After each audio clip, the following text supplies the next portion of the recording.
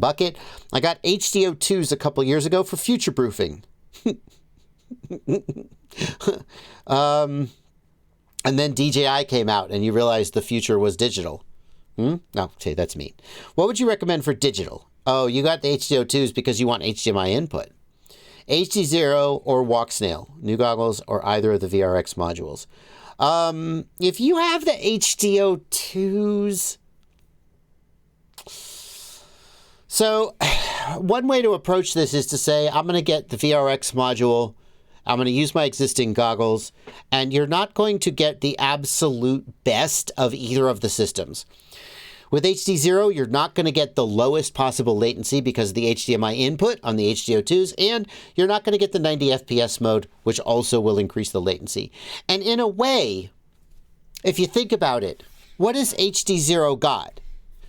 It's got ultra low latency and ultra smooth frame rate. That's the thing that it's really good at. And then there are other things that it's, let's face it, not as good at. And the HD0 fans will hate to hear me say this, but we got to be realistic. Let's just say undisputably the resolution isn't the same as the other systems.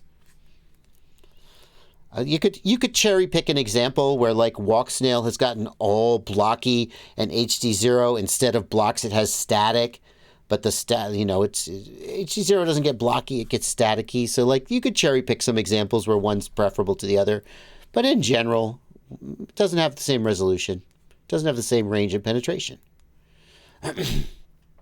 So if you're going to buy HD0 and use it with a third-party set of goggles, you're kind of not getting what it has to offer.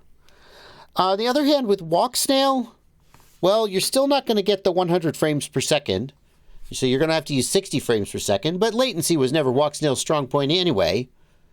Then again, maybe it needs all the help it can get. So I think for an aftermarket receiver, I think you are getting more of the essence of the system with a Walksnail receiver on an HDO2 goggle. Whereas with HD0, you're not really getting the things it's good at, you're kind of missing out. But if new goggles are in your budget, the HD0 goggles are a pretty crazy good choice. And you can put the Walksnail receiver on the HD0 goggles and get the full experience. And then that's the best of both worlds, but it's like $800. So, yeah.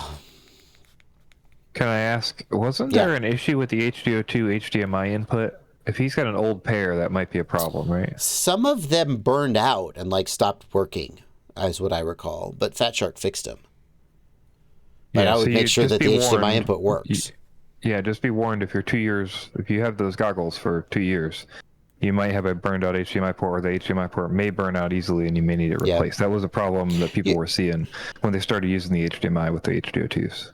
You're still not going to get the full resolution. No, the HDO2s are 1920 by 1280 or something. 9060.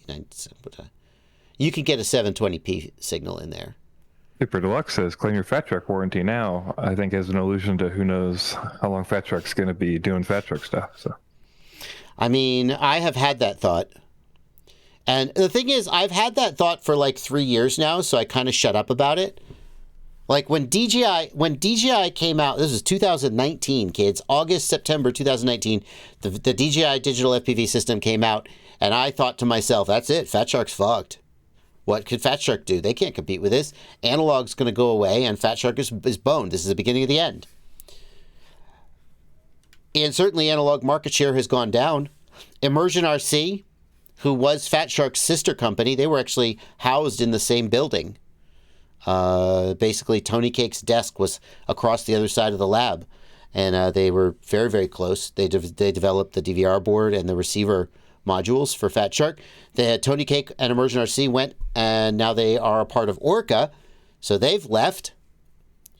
And then Fat Shark teamed up with HD0 to make the SharkBite system, and I thought, oh, there's something here. And then they dumped him, and they went with Walksnail, and I thought, oh, there's something here. And then Walksnail released the Goggles X, and I thought, is this it?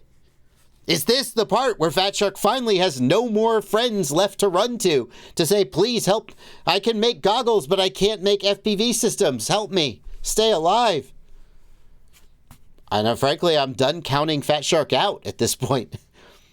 They have proven that they have a resilience that I underestimated in 2019, and I won't do it again.